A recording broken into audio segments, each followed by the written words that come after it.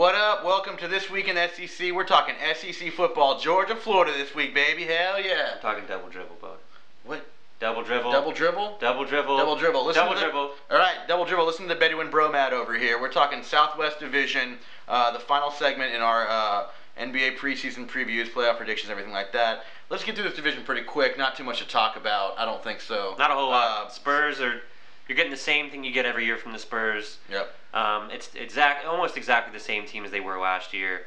They're well coached. A lot of old dudes running the same drills they've been running. But they're going to win almost 60 games again. Yeah, they'll be good. Defy Father Time once again. Absolutely, they'll be good, but they won't be. Yeah. They won't be contenders for the title. Memphis, once again, treading a little bit of water. Yeah, Memphis is more or less the same thing again. They basically just swapped O.J. Mayo for Jalen Bayless. That's a bit of a downgrade, but you're more or less getting the same thing. I like Bayless. I think he can contribute for this team, but overall, I don't think this team does much. I think they move down to the 7th spot. I think they moved down to the 6th. Yeah. The front court is still a question. Darrell Arthur's coming back from a huge injury. Nobody cares about him. He looked good for a little bit, then he went down, and then you got Zebo coming back, and Zebo had a lackluster year last year, and he's not going 2010 this year for sure. Not going 2010. No. Dallas, what are we thinking? Dallas is an interesting situation. They cleaned house again this year. They brought in a bunch of old dudes. They brought in Kaman. They brought in Elton Brand. The problem is I don't think this. But they got Carlson and Dante Jones. Dante Jones, one of the best wing defenders in the league, and they're going to need a wing defender in the Western Conference, playing teams like OKC. They will. Those were good pickups. I like the pickup of O.J. Mayo. I think he has something to prove. Look for Brandon Wright, by the way. If he can stay healthy, that dude could really do some damage down low. No doubt.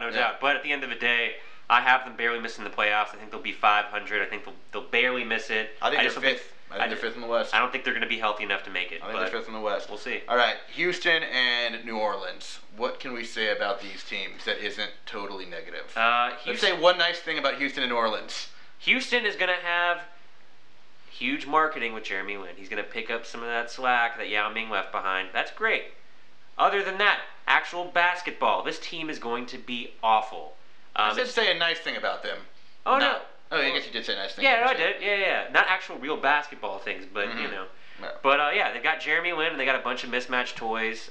It's just a bunch of weird young dudes that don't fit. Yeah, it's hard to win a bunch of games when you got 19 power forwards. New Orleans, what can you say? I mean, they got arguably the Rookie of the Year already. No doubt. Anthony Davis, but they're hurt at a lot of positions they don't need to be hurt at.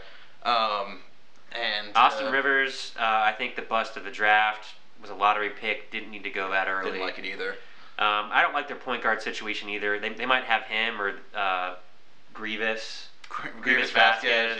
Yeah. Oh god, that team is. Is New Orleans Hornets? Is this lineup the worst lineup behind a Vasquez since Episode 3 of Star Wars? Arguably, yes. Yes. You get it, General Grievous? Yeah. I got you. If you explain the joke, it sucks. Let's go, Gucci on my shoulders.